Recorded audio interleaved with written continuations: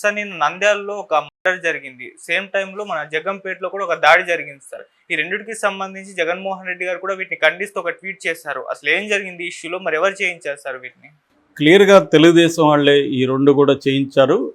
Even Nandyal ఎలా జరిగిందంటే, నంద్యాల జిల్లాలో మహానంది మండలం సీతారామపురం అనే గ్రామంలో బుడ్డారెడ్డి శ్రీనివాసరెడ్డి అనే తెలుగుదేశం నాయకుడు, ఆయన ఆధ్వర్యంలో అక్కడ సుబ్బారాయుడు, పసుపులేటి సుబ్బారాయుడు అని శిల్పా చక్రపాణి అనుచరుడు ఆయన వైసీపీలో ఉంటారు. సో వాళ్ళ అబ్బాయి అక్కడ ఈసారి ఫస్ట్ టైము బూత్ ఏజెంట్గా పనిచేశాడు. మామూలుగా వాళ్ళ ఊర్లో ఎప్పుడు కూడా వైసీపీ బూత్ ఏజెంట్లు ఎవరు లేరు ఇంతకాలం. ఏ ఎన్నికలు జరిగినా తెలుగుదేశం వాళ్ళదే హవా, వాళ్ళకి ప్రత్యర్థి ఎవరు లేరు. ఫస్ట్ టైం అలాంటిది ఈసారి ఈ సుబ్బారాయుడు వాళ్ళ అబ్బాయి బూత్ ఏజెంట్గా ఉన్నారు. అప్పుడే వాళ్ళు సీరియస్గా హెచ్చరించారు, మాకు వ్యతిరేకంగా నువ్వు బూత్ ఏజెంట్గా నిలబెడతావు, నీ సంగతి చూస్తానని.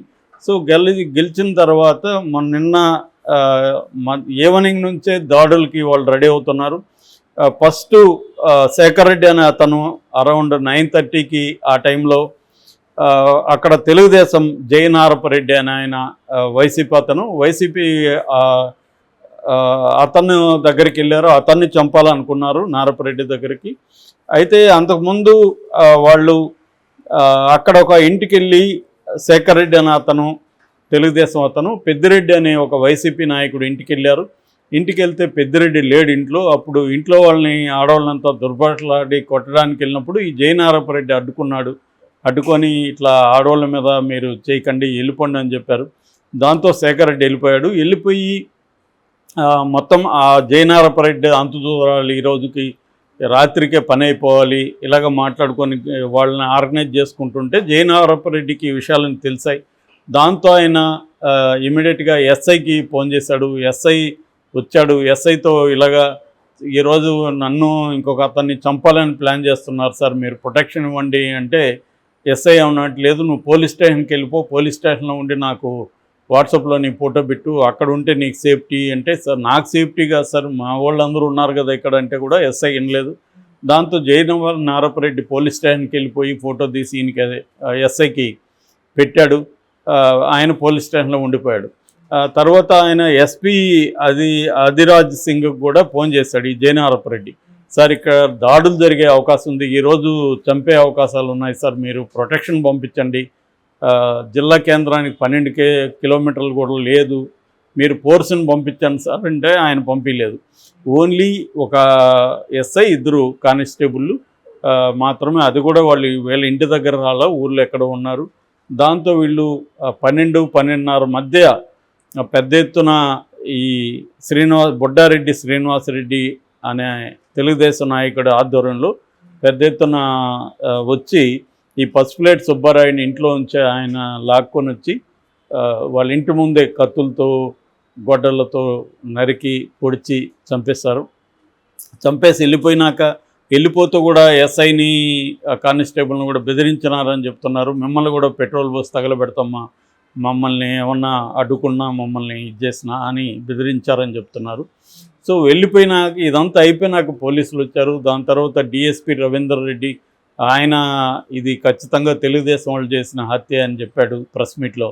సో క్లియర్గా ఇది తెలుగుదేశం వాళ్ళు, వైసీపీ వాళ్ళు తమకి వ్యతిరేకంగా బూత్ ఏజెంట్గా ఉన్న దానికోసం కక్షగట్టి చేసినట్టుగా మనకు కనబడుతుంది. మామూలుగా మనకి ప్రతి ఎలక్షన్లో కూడా ఇలాంటివి జరుగుతుంటాయి.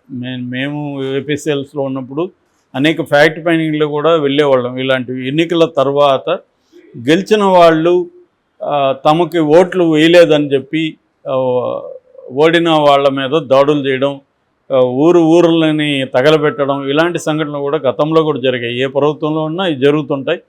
సో ఇప్పుడు తెలుగుదేశం పీరియడ్లో వైసీపీ వాళ్ళ మీద ఈసారి ఆ వంతు వచ్చింది, వీళ్ళు చేశారు. సో అది మనకి సీతారామపురంలో జరిగిన సంఘటన. వాళ్ళ ఆడవాళ్ళు కూడా క్లియర్గా ఏడుస్తూ టీవీలో చెబుతున్నారు ఛానల్కి. సో ఇది వాళ్ళు 2 రోజుల నుంచి ఈ కార్యక్రమం జరుగుతుంది, ముందే ఎస్పీకి చెప్పిన కాల్ రికార్డ్స్ అంతా కూడా బయట పెట్టారు. ఏ టైంలో మేము ఎస్పీలకు ఫోన్ చేసాము అవన్నీ కూడా. నిజంగా కానీ పోలీస్ ప్రొటెక్షన్ వచ్చుంటే ఈ హత్యని ఆపండొచ్చు. అనేది వాళ్ళు చెప్తున్నారు. క్లియర్గా పోలీసులకు కూడా ఏదో ఒక సిగ్నల్ అయితే ఉంది, మీరు వెళ్ళకండి పట్టించుకోకండి అని. సో క్లియర్గా వచ్చి చంపారు. అంటే ఇది పెద్ద స్థాయిలోనే జరిగిందనేది అంటున్నారు. ఎందుకంటే బుడ్డారెడ్డి శ్రీనివాసరెడ్డి శ్రీశైలం ఎమ్మెల్యే బుడ్డారెడ్డి రాజశేఖర రెడ్డికి బంధువు అవుతాడు. సో అందువల్ల ఇది ఎమ్మెల్యే స్థాయిలో స్టేట్ లీడర్షిప్ స్థాయిలో ఉండకపోవచ్చు, కానీ ఆ ఎమ్మెల్యే స్థాయిలో జరిగిందనేది వైసీపీ వాళ్ళు చెప్తున్నారు. సో అది నంద్యాలకు సంబంధించి. ఇక ఇక్కడ జగ్గంపేటలో గింజుపల్లి శ్రీనివాసరావు అనే అతను ఎమ్మెల్యే సోదరుడు, ఎమ్మెల్యే శ్రీరామ్ రాజగోపాల్, అక్కడ జగ్గంపేట ఎమ్మెల్యే శ్రీరామ్ రాజగోపాల్ వాళ్ళ బ్రదర్ ధనంజయ ఆధ్వర్యంలో కొంతమంది తెలుగుదేశం రౌడీలు వచ్చి ఈ గింజుపల్లి శ్రీనివాసరావుని చంపారు. ఈ గింజుపల్లి శ్రీనివాసరావు నాన్న వీరయ్యని కూడా గతంలో తెలుగుదేశం వాళ్ళే చంపారని చెప్తున్నారు. సో ఇతనైతే చంపలేదు, దాడి చేశారు. అతను ప్రాణాలతో అయితే ఉన్నాడు. అతన్ని హాస్పిటల్లో జాయిన్ చేశారు. అంటే ఈ రెండు సంఘటనలు కూడా ఒకే రోజు జరిగాయి క్లియర్గా. అంటే రివెంజ్ మోడ్ అనేది ఆగట్లేదు, ఇంకా వైసీపీ వాళ్ళ మీద దాడులు అనేవి జరుగుతున్నాయి. సో దీని మీద జగన్ మళ్ళీ ట్వీట్ చేశాడు, ఇది అరాచక పాలన అని మళ్ళీ అతను మాట్లాడాడు. అయినా మేము అండగా ఉంటామని కూడా చెప్పాడు. ఎంత అండగా ఉన్నా చనిపోయినాక పోయి వీళ్ళు పరామర్శించాలి తప్ప అంతకుముందు ఎక్కడెక్కడ ఎవరిని చంపుతారనేది ఎట్లా ఐడెంటిఫై చేయడం, కొంతవరకు లోకల్గా ఐడియా వస్తుంది, కానీ దానికి ఒక నెట్వర్క్ ఉండి ముందుగానే ఎక్కడెక్కడ ఎవరోని మీద దాడులు జరగచ్చు, దాన్ని ఎలా ప్రొటెక్ట్ చేయాలన్న ప్లాన్ వైసీపీకి ఉండాలి. వైసీపీకి అంత స్ట్రాంగ్ పార్టీ నెట్వర్క్ ఉందని నేను అనుకోవట్లేదు. సో అందువల్ల కూడా అది కూడా ఒక లోపం. ఎందుకంటే స్ట్రాంగ్ నెట్వర్క్ ఉండాలి. ఇప్పుడు వైసీపీ వాళ్ళకి తెలుసు తమ మీద దాడులు జరగబోతున్నాయని, ఫర్ ఎగ్జాంపుల్ ఈ సంఘటన. సో వీళ్ళు పోలీసులు రారని కూడా తెలుసు. రానప్పుడు వైసీపీ నాయకులైనా ప్రొటెక్షన్ ఇవ్వగలగాలి ఆ ఊరికి వెళ్ళి, కానీ అంత ఈజీ కూడా కాదు. రాయలసీమ ఫ్యాక్షన్స్ అనేవి చాలా ఘోరంగా ఉంటాయి. రాయలసీమలో కూడా కర్నూలులో చాలా ఎక్కువ క్రూడ్గా ఫ్యాక్షనిజం అనేది జరుగుతుంది. కడప, అనంతపూర్ కొంత బెటర్ ముందు నుంచి కూడా. ఎందుకంటే దీని మీద పౌర హక్కుల సంఘం వాళ్ళు ఎప్పుడో రాయలసీమ పాలెగాళ్ల పేరుతో ఎవ్రీ డిస్టిక్ మీద ఫ్యాక్షనిజం ఎలా ఉంటుంది అనేది బాలగోపాల్ ఆధ్వర్యంలో ఫ్యాక్ట్ ఫైండింగ్లు అనేక సార్లు వెళ్ళి పుస్తకాలు కూడా వచ్చాయన్నమాట, డీటెయిల్గా ఎలా ఎలా హత్యలు జరిగాయి ఏంటనేది. సో అది ఇప్పటికీ అదే కంటిన్యూ అవుతుంది. ఇది పార్టీల ఇది లేకుండా ఫ్యాక్షనిజం కూడా అక్కడ ఎప్పుడు లేదు. పొలిటికల్ పార్టీల అండ కూడా ఏదో ఒక ప్రతి గ్రామంలో 2 ముఠాలు ఉంటాయి. ఒక పార్టీ ఒక ముఠా ఉంటుంది, ఇంకో పార్టీ ఇంకొక గ్రూప్ ఉంటుంది. ఇది జరుగుతున్నాయి. సో దీనికి వ్యతిరేకంగా జగన్ మాట్లాడుతున్నాడు, కానీ చంద్రబాబు దీన్ని ఆపాలని ఆయన కూడా అనుకుంటున్నాడని చెప్తున్నారు. ఎందుకంటే శాంతి భద్రతల ఇష్యూ అని వస్తే మనం అనుకున్న అభివృద్ధి కుంటుపడుతుంది అనేది చంద్రబాబుకు ఉంది. సో ఆయన ఇవన్నీ రెచ్చగొడుతున్నాడని జగన్ ఆరోపిస్తున్నాడు, కానీ బట్ ఆయన అయితే ఆపట్లేదు వీటిని. ఆపడానికి అంటే మరి ఆయన కంట్రోల్ లేదా పార్టీలో. ఇదే 2009 నుంచి 14 వరకు కూడా 14 నుంచి 19 వరకు కూడా ఇదే జరిగింది. అప్పుడు కూడా చంద్రబాబు కంట్రోల్ చేయలేకపోయాడు. దానివల్ల చంద్రబాబు కూడా తీవ్ర వ్యతిరేకత వచ్చింది.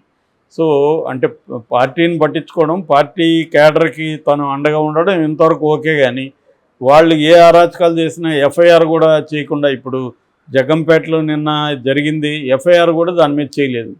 ఇక్కడేమో అసలు నిందితులను వదిలేసి వేరే వాళ్ళని పట్టుకుంటున్నారు నంద్యాల అనేది వాళ్ళు వైసీపీ వాళ్ళు ఆరోపిస్తున్నారు. సో దీనికి సంబంధించి ఏంటంటే గతంలో ఇటువంటి జరిగినప్పుడు స్ట్రాంగ్గా పౌరకుల సంఘాలు ఉండి వాళ్ళు వెళ్ళి ఫ్యాక్ట్ ఫైండింగ్లు వెళ్ళేవాళ్ళు, పౌరకుల దళిత సంఘాలు అవి. ఇప్పుడు ఇది కూడా ఆ ఫోరమ్స్ కూడా అక్కడ ఆంధ్రప్రదేశ్లో యాక్టివ్గా లేనట్టు మనకు కనబడుతుంది. వాళ్ళు ఉంటే మనకి కొంతవరకు సమగ్రమైన పిక్చర్ వస్తుంది. ఎందుకంటే ఇవాళ మీడియా కూడా రెండుగా విడిపోవడం వల్ల కరెక్ట్గా అక్కడ ఏం జరిగిందనేది చెప్పేవాళ్ళు లేరు. ఎవరి మీడియాలో వాళ్ళకి అనుగుణమైన కథనాలు వస్తున్నాయి. అందుకని ఇట్లాంటివి జరిగినప్పుడు పౌర హక్కుల సంఘాలు లాంటి వాళ్ళ అవసరం ఉంది. వాళ్ళు వెళ్ళి ఆబ్జెక్టివ్గా ఫ్యాక్ట్ ఫైండింగ్లు, నిజ నిర్ధారణ కమిటీ వెళ్ళి బాధితుల్ని, దాడులు చేసిన వాళ్ళని, పోలీసుల్ని, అంటే స్టేక్ హోల్డర్స్ దాంట్లో ఇన్వాల్వ్ అయిన వాళ్ళని, ఇన్వాల్వ్ కాని వాళ్ళని అందరినీ కలవడం ద్వారా ఏంటంటే మల్టిపుల్ దృష్టికోణాలు వస్తాయి, మల్టిపుల్ ఫ్యాక్ట్స్ వస్తాయి. దాని నుంచి వీళ్ళు ఒక సమగ్రమైన పిక్చర్ బయటికి వదిలేవాళ్ళు ఇంతకుముందు. ఇప్పుడు అది కూడా కనిపించట్లేదు. అందుకని ఒకటేమో ఎవరు ఇష్టం వచ్చినట్టుగా వాళ్ళు వ్యాఖ్యానాలు చేయడం అనేది జరుగుతుంది. ఏదేమైనా క్లియర్గా ఒకటైతే మనకు అర్థమవుతుంది, పవర్ ఎవరి చేతిలో ఉందో వాళ్ళే దాడులు ఎక్కువ చేస్తారు.